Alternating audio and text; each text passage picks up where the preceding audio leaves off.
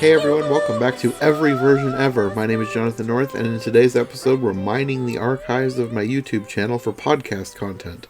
Long before I started podcasting, I would sometimes collab with Rachel Wagner, and we'd basically make a podcast. We talk about a bunch of different things, and then I'd cut up the discussion for videos on my channel. Well, today I'm putting those videos back together. Sort of. During the Christmas season in 2017, 2018, and 2019, Rachel introduced me to a bunch of different versions of A Christmas Carol, so I'm taking a bunch of those conversations and putting them back together into one long podcast. Back in July, I took about half of them and made a podcast strictly focusing on, gender-swapped Hallmark-esque versions of the story. They weren't all from Hallmark, but they all had that flavor, if you know what I mean. If you missed that episode, be sure to check it out as well. But today we're talking about 4 wildly different takes on A Christmas Carol. There's no overarching theme like the last one, they're all just super different. One is a classic from 1951 starring Alastair Sim, and the rest are all over the place, featuring Rowan Atkinson as Ebenezer Blackadder, Mr. Magoo, and even Barbie, yes, the doll from Mattel. We've got a lot of ground to cover, so let's start with the first version Rachel and I ever talked about, Barbie's Christmas Carol.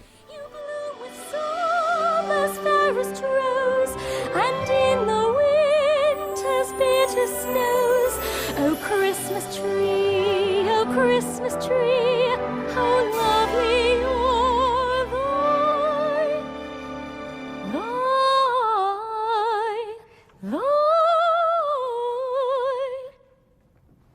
branches.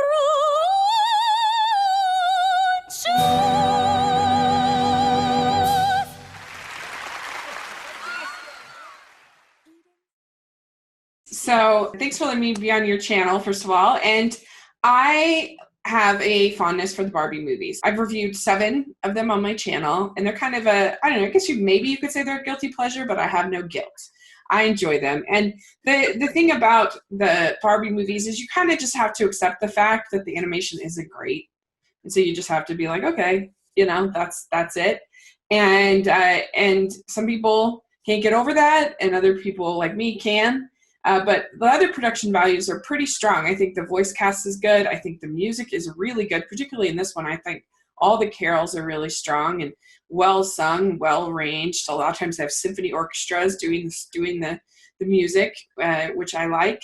And I just thought they had some creative choices that they made in this that I thought were interesting and that I liked. So was this your first time ever seeing a Barbie movie? Yes, that's just not something that I ever would have thought to seek out and watch on my own. Maybe if I was babysitting a kid or something that liked it, I would have seen it, but Barbie was not something that ever crossed my radar. So what did you think? What was your overall opinion of the film? My initial thought was, this is surprisingly watchable. Right? It was not horrible. It wasn't, yeah. I wouldn't say it was amazing, but sure. It was not as bad as I would have thought it might be. There was some acting that was a little iffy, and there was one thing that I did hate about the movie. I hated that cat. Chuzzlewit, or whatever his name was. He was like a really bad Lucifer from Cinderella ripoff, and he was ugly. And I was just like, why don't they get rid of this cat? I would have liked it a lot better without the cat. Fair enough. I can understand that. The animation, I thought, it wasn't great, but it was passable. The only thing that I really didn't like, I didn't like the cat, and the animals weren't, none of the animals I would say were as good as the people. They had the people done a lot better than the animals. It was just better than I thought, I guess. Hey, there you go. I'll take it. So it starts out with Barbie telling Kelly the Christmas Carol story. And because of course you can't have Barbie being Scrooge. Like that's just, it's just not right. Like Barbie is Barbie and super positive and everything. So you have to, that's kind of their workaround on that. And so she's telling the story to Kelly. And it starts out with a opera diva named Eden. And Eden believes in a selfish world, only the selfish survive. So she has this very cynical view of the world. She treats her everybody in her crew and everything for her opera act, she treats them terrible, including her friend Catherine, who she's very suspect that Catherine is like working for another crew on the side. And obviously, so you've got Catherine being sort of the Bob Cratchit character. And one of the things that I think is unique about this one is that both the Bob Cratchit character and the Marley character are both people that Eden grew up with. Basically, you have her Aunt Marie is the Marley character, and she was basically Eden's mother figure in her life. And I can't think of really that many other examples of Cratchits that, like, she grew up with Catherine her whole life, and she grew up with Marley as her mom. I can't think of that many other examples of it being that long of a relationship with those two characters. What did you think of that? I thought it was a really good way to make this a more unique version. The fact that Scrooge is female was already really unique, but this was even more, like, they made most of the characters female, which I thought was a good way to put their own spin on it. Yeah. And I liked the characters, liked and hated. I did not like Marley, but you're not supposed to like the Marley character. Sure, yeah. The evil aunt, but I thought she was a good character anyway. Because Marie believes that she's just determined that Eden is going to become famous and is going to become a opera singer, and so she just says, you have to practice. You can't have any distractions at all in your life. And I really thought it was a clever choice that when Marie comes as Marley, instead of the cash boxes and everything like that, she has mirrors on the chains, which I thought was really kind of clever. Yeah, I liked that touch, and I liked the way they were animated, sort of floating around her instead of dragging on the floor. It was a good way to set her ghost apart from other ghosts that you've seen. Yeah, and she's a very, manipulative, very kind of pretty intense character for this kind of film, I feel. So past comes, and it's a little girl, and she's like this ultimate like fangirl of Eden, which I thought was, again, kind of a clever choice. And so I think this movie does well is that that they make interesting choices, and it's not just completely by the books Christmas Carol. They do some different things, which I like. I have to say, the Ghost of Christmas Past was probably my least favorite of the ghosts because of her accent. Like, none of the characters have real accents, but most of them are passable English accents. This one just sounded like really bad Cockney. Okay. And it kind of took me out of it the whole time. Yeah. I thought that was kind of like, I haven't seen any other versions of Christmas Carol where like one of the ghosts is like a huge fan of Scrooge. Like, I thought that was kind of clever. And and then we get a pretty traditional, obviously female take on present, and Eden gets to see what Catherine has actually been doing in terms of she's not working for another show or another singer. She's actually helping out this orphanage. And they do have one of the orphans is named Tim, so it's obviously that's your Tiny Tim. Mm-hmm. And she also sees her crew as part of present and sees them, complaining and throwing tomatoes at pictures of Eden and stuff like that, because she's making them work on Christmas, and she's just such a difficult employer. And then we get Christmas Future, and I really thought that this was a clever choice that they make, because what they do is they basically have Catherine end up becoming kind of bitter, and she ends up taking the philosophy of in a selfish world, the selfish succeed. So she becomes like Eden, and she becomes this this famous designer, but she's just really like horrible and awful. And I thought that was kind of clever, the idea of like Bob Cratchit character in the story becoming Scrooge. I've never seen that before.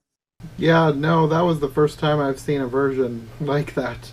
I did not expect that to happen. I don't know how I feel about it. I feel like it was clever, but I kept thinking, would she really do this? It did seem kind of out of character, but I guess if enough time had passed and enough bad things had happened in your life, it's it's very plausible that you could turn bitter and become what you once despised. Yeah. Yeah, I think it's a plausible take, and I think in a way like future is I don't know if it's supposed to be 100% realistic. Like it's supposed to be kind of the worst, almost the worst version of what could happen, and to kind of really scare, in this case, Eden, scare the Scrooge character and get them to really finally let go of that final ounce of pride that's still sort of left and become humbled and everything. And so, yeah, I mean, this is not my favorite Barbie movie, but I don't know. I think it's entertaining, and I think it makes, like I said, makes some interesting choices. So it's one that I enjoy. Yeah, like I said, it was surprisingly watchable. It had some really good stuff in there. There was not much that I really didn't like. Just mainly the cat is what I really didn't like. What did you think of the music? Did you like it? The carols? Actually, the music was probably the best part of this whole thing because I was pretty much shocked at how good the music was. Like, I did not expect to have like a full-on opera singer, and I don't know if she's a professional opera singer, whoever does Eden's voice, but she was actually really good, and I was really surprised. Yeah, this is really good, and I do think I don't know if it's the London Symphony Orchestra, but it's like a full symphony orchestra that they get for these Barbie movies, and you can tell it sounds really good. Yeah, the music was probably the best part. Like I said, it was just surprisingly amazing.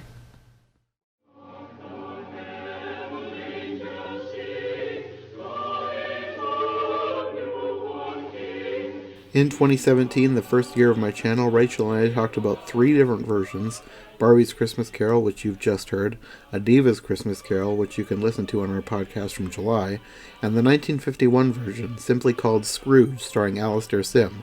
I'd never heard of this one at the time, but once I watched it, I could totally see why it had become a classic.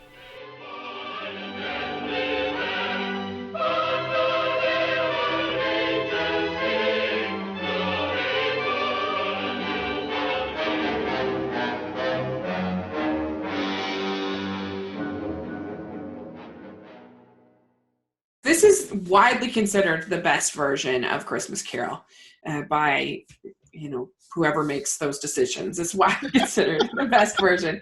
And it's interesting because the actor Alastair Sim was a comedic actor. He was a comedian. And I think you can do 2 things with a traditional Scrooge story, with a traditional Christmas Carol. You can either kind of have a twinkle in your eye kind of a thing, as sort of an approach, and that can be very successful, and I like it. Or you can go all out evil Scrooge, and not, because the book doesn't have the twinkle in the eye. That is not accurate to the book. The book describes him as being a sniveling, evil, like just horrible person. There's no twinkle, but this definitely does the twinkle in the eye, and I think he does such a good job with kind of. It's sort of a sarcastic version. Another one that's sort of the sarcastic take on Scrooge is it's definitely the George C. Scott version. But this Alastair Sim does a good job with that. And when you take something to a feature film, especially a book is short and as familiar as Christmas Carol, you kind of have to, I think, expand it a little bit and put your own stamp on it a little bit. I'm not a traditionalist that everything has to be exactly like the book. And so they do some interesting things in this one, I think. And so what did you think of Alastair Sim as Scrooge?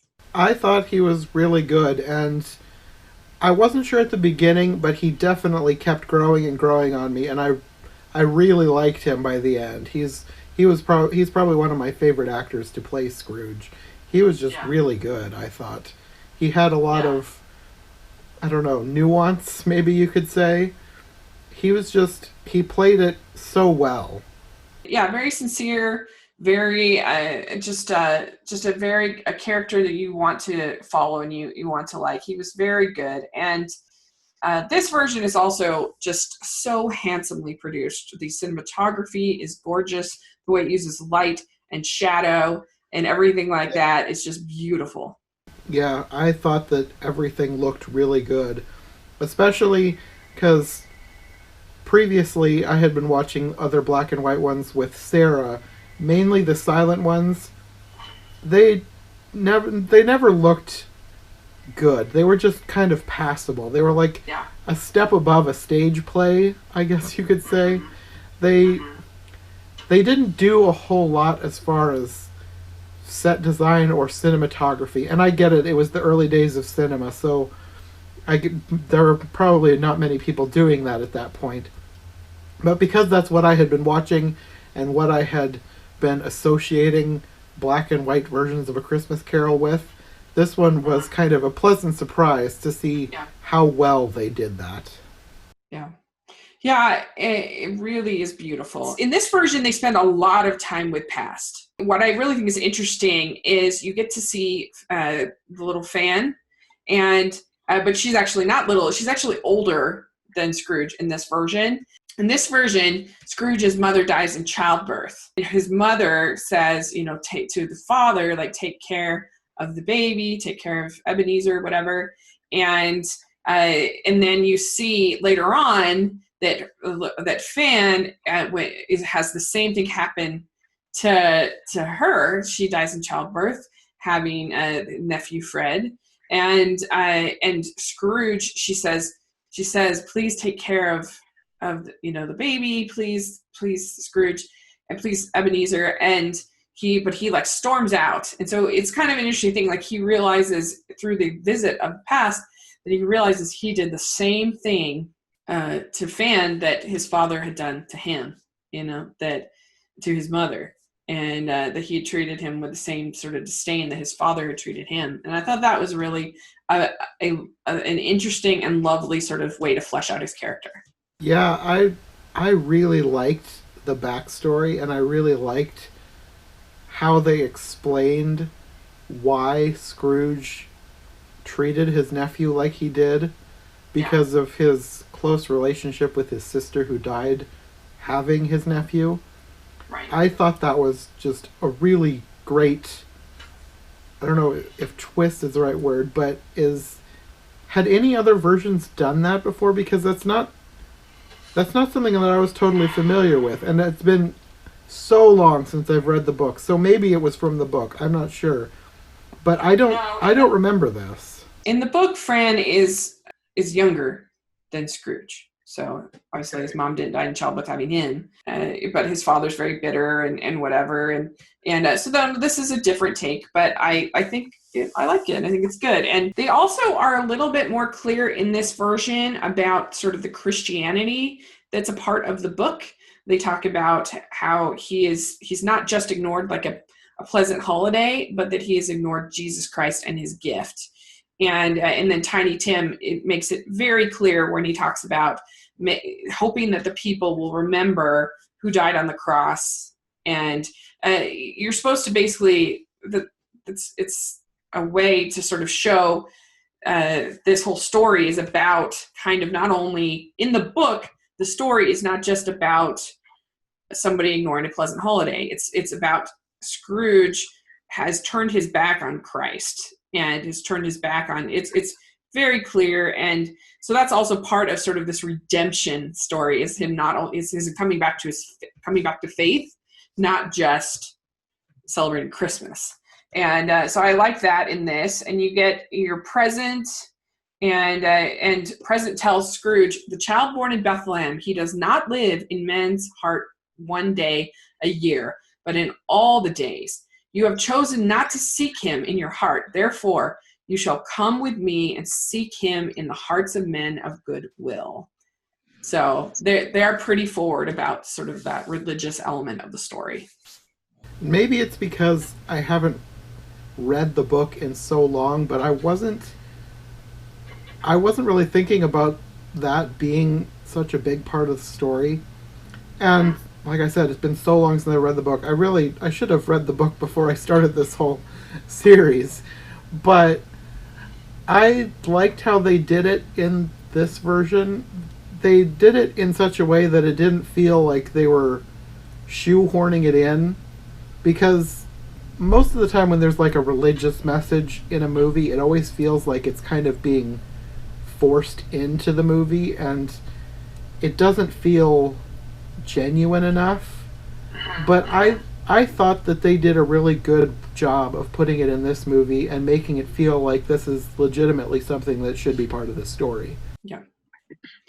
Yeah, and you see Alice at this poor house and what's happened to her, and her serving and everything. And I don't know, there's just a lot of just emotional scenes. And I think they do have some of that dialogue, like the quote I just read, but I think they sort of show the religious aspect of the story without it being like too preachy, in my opinion. Yeah. And it's just moving in the end. It just adds this extra sort of layer to the story.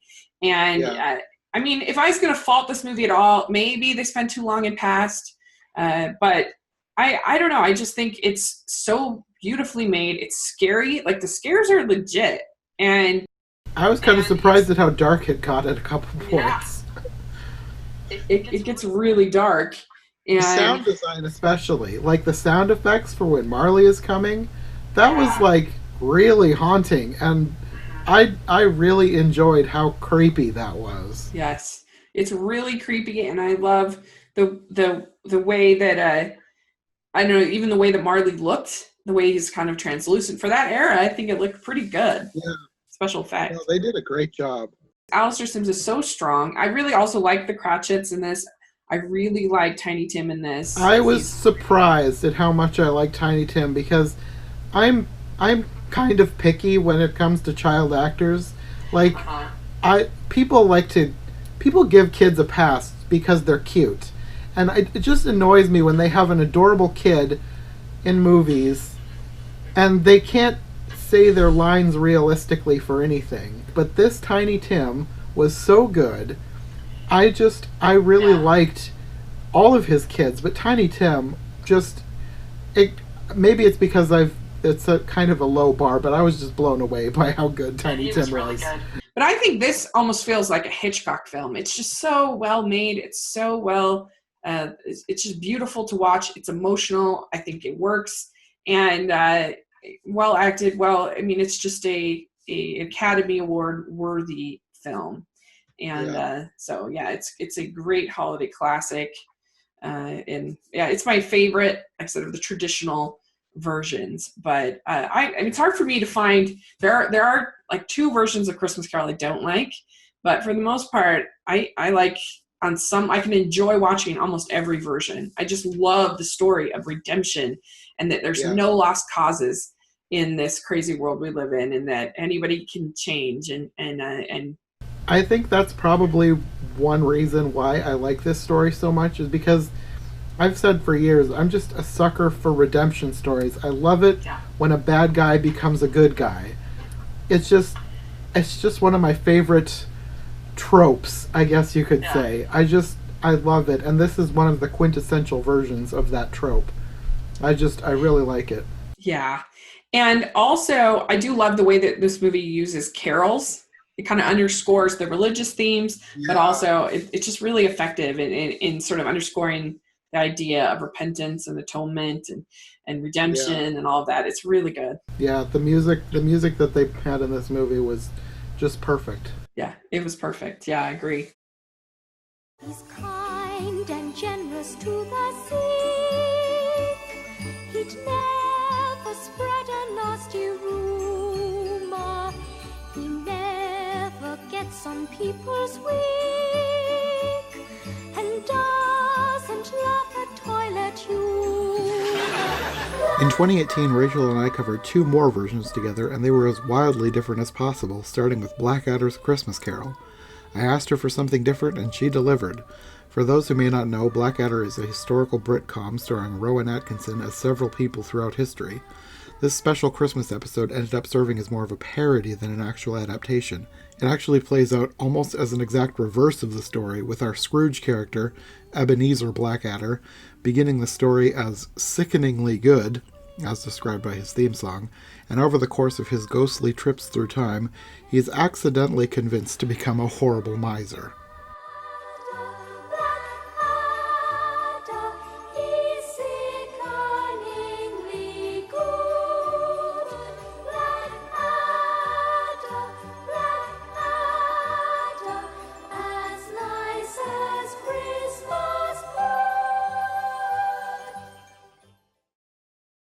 I thought this one would be fun because it's so different. You'd ask for eclectic, unusual versions, and so I thought this one would be fun one for you to add to your series. Yeah, it's basically the exact opposite of a normal Christmas Carol. Yeah, I think at least it's super funny. I mean, humor is very subjective, but these are some of the best British comic minds ever. Like, they are next to Monty Python. They're probably number 2. This grouping, they just really are funny, I think. And it's basically the whole point of it is to show the Blackadder that mean people have all the fun. That's kind of the point of it. You should stop being so nice. And so it plays up on a lot of not only Christmas Carol tropes, but just sort of, I don't know, sentimental British Christmas storytelling kind of things. Really funny. All the performances are hilarious. Pauline Melville, though, as Mrs. Scratchit with her giant son is probably my favorite. She's hilarious. I just liked the name Mrs. Scratchit. Yeah. I mean, and everybody, Miriam Margolyes, Jim Broadbent, hilarious as Prince Albert and Queen Victoria. They're really funny. If you've only ever seen Robbie Coltrane in Harry Potter, it's really fun to see him here in this role. And his magic is hilarious. You get Hugh Laurie, Stephen Fry, Miranda Richardson, Tony Robinson. They're all hilarious. You know, if you're just in the mood for something different and to laugh, then this is a good choice. I mean, just hilarious lines like, I want a present. Give me something nice and shiny. And if you don't, I've got something nice and shiny for you. It's called an axe. Yeah, there was a lot of really random and hilarious things in this. The whole scene with going into the future, but it was like an extreme far future, like so far beyond what you would expect. It was like Doctor Who, except even weirder. Yeah, now that I've seen Doctor Who and I first saw this, I kind of do think they were sort of playing even up on that a little bit. I think they might have been. Yeah. I mean, just great lines. Like, I love Baldric. You wouldn't see a subtle plan if it painted itself purple and danced naked on top of a harpsichord singing subtle plans are here again. It's a fist. It's for hitting people with. The great thing is you can use it again and again and again. Just keeps hitting. Did you have a favorite part? Was the future part your favorite? Probably, but there was a lot of really hilarious stuff in this. And like all the performances were great. There were so many great, weird, hilarious scenes. Yeah. I really like Miranda Richardson. One of my favorite Alice in Wonderland versions, she's the Queen of Hearts. Oh, okay. So she always gives a great performance, and I really liked her in this. I also loved how people just came into his store and just kept stealing things. Like, they would take his chicken and his Christmas tree and that was really funny. So, and written by Richard Curtis, who you will recognize from doing a lot of romantic comedies. He did Bridget Jones's Diary. He did For Weddings and a Funeral, Notting Hill, Love Actually, and a great British show called The Vicar of Dibley, which I love. Oh yeah, I like that show too. Yeah. Yeah, if you like British humor and utterly ridiculous things, then you'll probably like this one. Yeah. And there's a whole Blackadder show, which you can get on DVD. I think I might have seen a couple episodes, but I'm not like completely familiar with it. I know that it's like historical based and it's following this one guy through history, but like not the same guy. I'm not entirely sure of the concept. Yeah, they call it a pseudo-historical British sitcom. So yeah, it's basically like an excuse for these funny guys to like go through history and make fun of stuff. And they have a famous episode where Rowan Atkinson is Hitler, and I mean they can be very, very off color and outrageous, Hmm. for sure. I would say it's not for everyone. I was telling my cousin Sarah, and she was like, "Tell me how it is, and if it's not too dirty, then maybe I'll watch it." While I was watching, I was thinking, I don't think Sarah will want to watch this. Oh, you think it's too dirty? For her, yeah. Oh, okay. It's subtle. It's very innuendo based. Yeah, there's a lot of it. So That's true. a lot of it, I'm not even sure I understood what they were talking about because it's so British.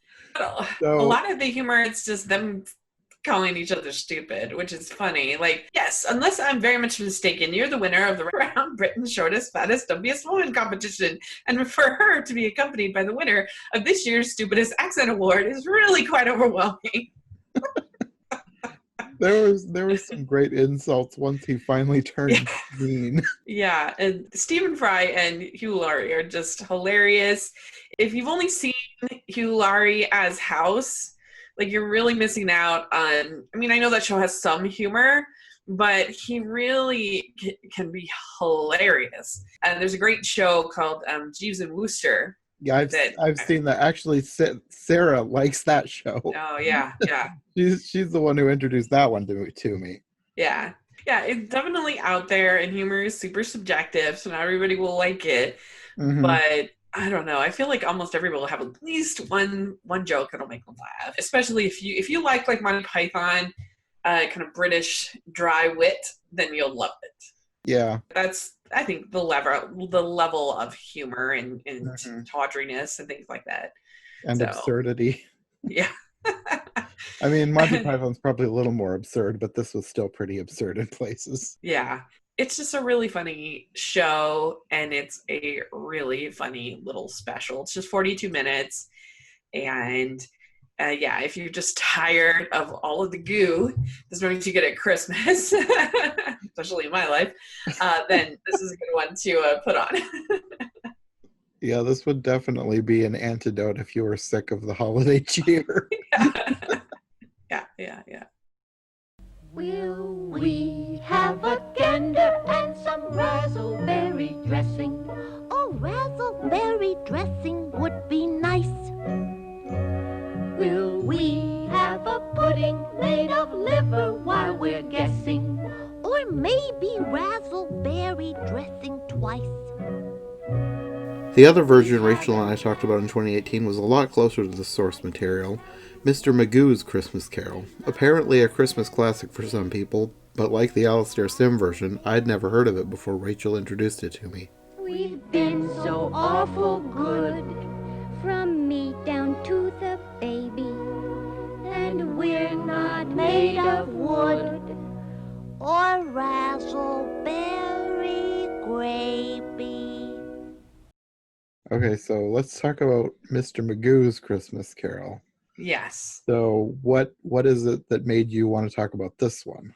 Because I genuinely love it. I think it's a really sweet, charming version of the story, and I think the animation is really fun. I really like it. I like how geometric it is, and like the style of it. I think it's really cool, and it was a staple on television for years and years. The songs are all done by Julie Stein and Bob Merrill, who did a lot of Broadway shows like Funny Girl and Bells Are Ringing, songs like that. So I just really like it. I think it's kind of underrated, so I figured let's get the word out.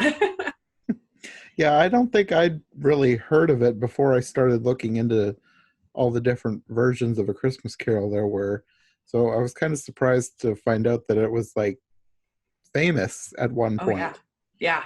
And apparently, from what I was reading today, it was like the first Christmas special. Like it predates even Rudolph.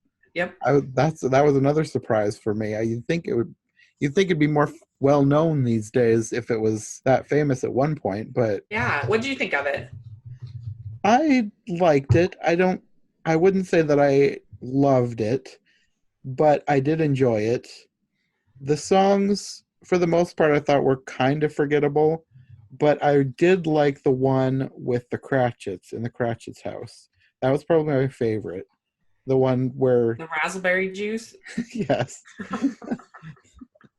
And that was another thing that I kind of found out was sort of a weird anomaly. That raspberry is a flavor now, but it only became a flavor after this. Oh yeah. It was So really it's like famous. raspberry and blackberry mixed together, but it Yeah. wasn't a thing until after this special aired. So this special kind of invented something. Yeah.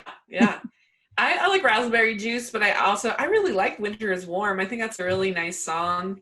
And I even think where the Despicables is fun. You know, it's interesting because they make the choice of having present first, then they do past, and I'm not sure why they did that, but I don't know, it's kind of interesting. You go right to the crotch. It's like they were dying to sing Raspberry Juice. And, you know, it starts out, some people, I guess, are a little bit sensitive to Mr. Magoo. I've never really seen the show. I've just seen this. But because I guess it can be kind of insulting to people with, I don't know what's the proper word, but anyway, visually impaired.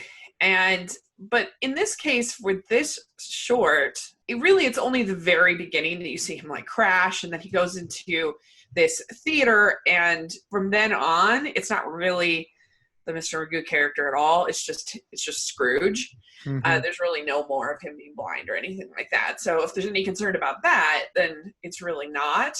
But I don't know. What do you think of the animation? Did you like it? Yeah, it was very of the times. It felt really like something out of the 60s because different eras of animation have different looks, and this really looked like something out of the 60s. I really dug it. I love the backgrounds, particularly when the Ghost of Future comes and you see it looks almost like a Picasso, I think, in the background. I really like it.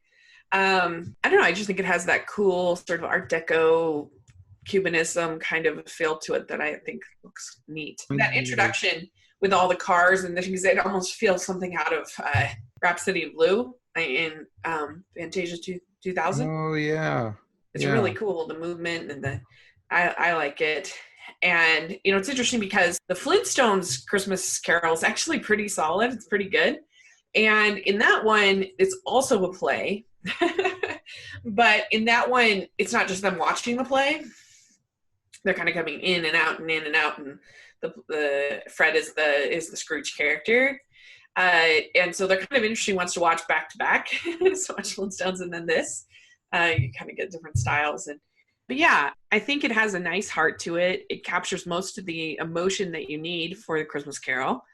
I really do actually like the songs. But yeah, Razzleberries is like totally random and fun. The voice cast is all nailing it.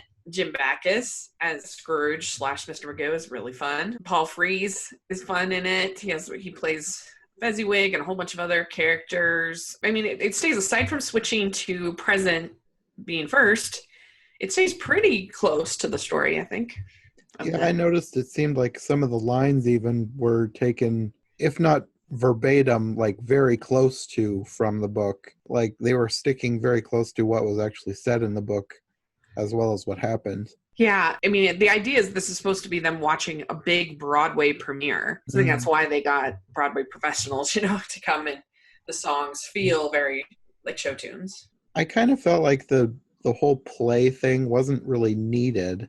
It sort of bookended the special. And then like you could tell where the commercial breaks were because the curtains would close and then reopen. Yeah. But other than that, it kind of felt like they didn't really need it. It could have just been the story straight with these characters. Like I'm not really that familiar with Mr. Magoo either, so it wouldn't have mattered to me if I knew who Mr. Magoo was and knew that he was playing this character. It wouldn't have mattered to me if it had been with the play or without it. Yeah, that's fair.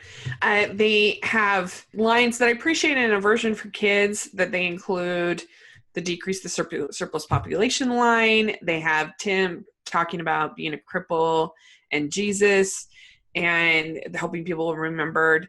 A lot of times those sections are kind of softened for kids, and I appreciate that they kept them in. You also have the Despicables, which sometimes those are softened. The pawn shop scene is pretty much included the whole scene. And a lot of times that's sort of skipped over for kids, which I appreciate, that they include that. I guess a criticism that I might have is that the spirits seem have no purpose. They just kind of take him there and they don't really teach him a whole lot. He just kind of, it's just more the songs and some of the characters and things. And it's not like if you're looking for an uproarious comedy, then that's not this. Mm-hmm. This is pretty straightforward Christmas Carol sentiment and sweetness and everything like that. So if you're expecting to laugh a lot, this is not that funny. Yeah, this didn't feel like it was supposed to be a comedy. It felt like it was supposed to be basically a straight adaptation of the story. Yeah. Just the only thing that they, I guess, added to it was to make it a musical and have Mr. Magoo play Scrooge. Other than that, it felt like pretty much the story that it's supposed to. Yeah, and I think a lot of people would find it really charming. I think people would like it. Mm-hmm. It's not that long, and it's not scary. So if you're worried about some versions being too scary for kids, because like Mickey is pretty scary, and some of the other versions are pretty scary. In this one, even though you have the Despicables, it's more silly, and so it's not scary. So yeah, even the end at the grave, it wasn't played like it was supposed to be terrifying. It was more sad than anything. Like he was like super remorseful by his grave rather than being terrified at what might become of him. Yeah, exactly. And so I think it's a good gateway to Christmas Carol. If you want to introduce it to your kids, this is a pretty good one. I like the animation. I think it's beautiful in its own style. I like the songs. I think they're pretty. Mm-hmm. And, all the voice work is solid. And, it has that sentiment of somebody being redeemed and changing. And so, that's what you need in Christmas Carol. I think another group that it might cater to is for people who maybe grew up in that time. Even if they haven't seen this, it feels really nostalgic for that time period in the 60s. Like the animation and the music especially, it feels distinctly 60s. Enough so that it feels like it would be really nostalgic for people who maybe grew up in that time or have watched a lot of specials or TV from that time. Like that kind of cartoon. Yeah, one of my friends, when I did my review, her name is Christine Pluvier. She said, today's computer animation may make the cells look downright primitive to some new viewers, but the artwork is charming in its simplicity and often beautifully sublime. Every time I see it, I notice another tiny detail that amuses or impresses me. It does have a couple of slow moments, but that's also characteristic of the pacing of the story as Dickens wrote it. Animated feature presentations and the primetime animated programs are really written for adults because most of the script goes over most kids' heads. Children can usually only notice the bright colors, recognize pratfall jokes, and remember occasional musical pieces. If you look at animated shows that are actually written for children, you'll see the contrast. She says, I never failed to tear up when I hear Alone in the World and Winter Was Warm. I think it's strange that they never became hits. So there you go. So you're right. I think it does have that nostalgia factor as well. Yeah, but definitely. I think it earns it. It's quality. It's well done. And I think if you're curious about the origins of raspberry dressing, then check it out. I think you'll like it. Yeah, I definitely enjoyed it for what it was. I don't think it'll be like a classic for me personally, but I would definitely recommend it for people who are into animation or for people who really like that decade in entertainment. Yeah. We'll have the Lord's bright blessing, and knowing we're together, heart and hand, we'll make the whitest Christmas, the very brightest Christmas, a Christmas far more glorious than grand. Thanks to Rachel for joining me on all these conversations over the years. We always have so much fun talking about movies. We'll definitely have her back in the future to talk about more obscure versions of things. In the meantime, if you want more from her, I'll have her links in the description below, and make sure to check out the podcast from July for more Christmas Carol versions with Rachel. Next time on the show, my friend Eli Sands will be back. We're going to be talking about a version starring someone we just talked about today, In 1971, there was an animated version also starring Alastair Sim. Rachel introduced me to his 1951 version in live action, and Eli introduced him to me in animation. It's always fun to talk animation with Eli, so we'll see you next time on Every Version Ever. Merry Christmas. We'll have the Lord's bright blessing, and knowing we're together, heart and hand, we'll have the widest Christmas, the very brightest Christmas, a Christmas harbor glorious and grand. A very Merry Christmas to us all, my dears. God bless us.